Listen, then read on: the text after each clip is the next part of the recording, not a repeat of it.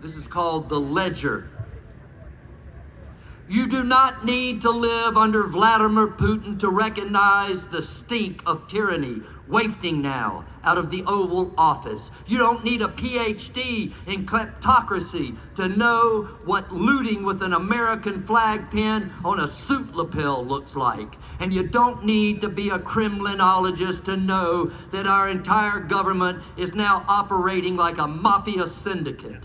No, just follow the boots, the bans, the buzzwords, the book burnings, and the body bags.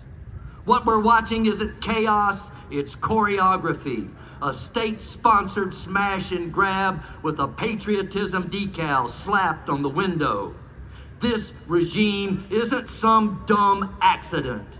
It's a reprint of the Russian repression playbook with the serial numbers filed off and a Bible quote taped to the cover. And cruelty? That's not the malfunction, that's the feature. It doesn't just silence the victim, it stuns the audience. Every immigration raid, every courtroom farce, every fascist cosplay speech is meant to freeze you right where you are while they empty the vault.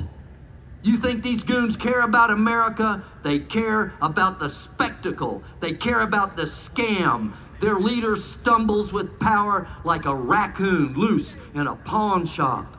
Clumsy, hungry, and shiny thing obsessed. And he dragged in every grifter, bully, and bootlicker he could find to fleece the country while it was still warm. They aren't building anything. They are stripping our republic for its parts. And the mask is nationalism. It's law and order. It's unidentified men in jackboots dragging mothers into vans, not to solve a crisis, but to create one. Because when you're scared, you're silent.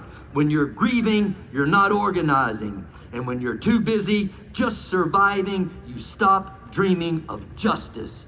And this is the point. That's always been the point. This is not about immigration, it's about domination. It's about them making you know your place in America.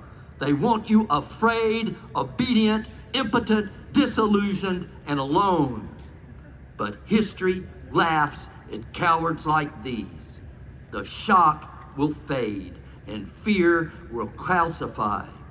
And that is when rage sharpens into action. Those bastards want silence?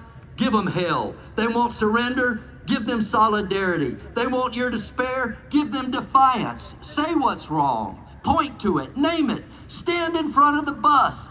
Don't let them launder oppression with euphemism. They're not enforcing the law.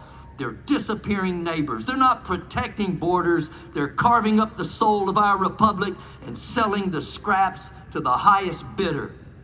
And through it all, through every lie and betrayal, every flash bang, every condescending news anchor telling us to calm down, we must remember why it is we fight.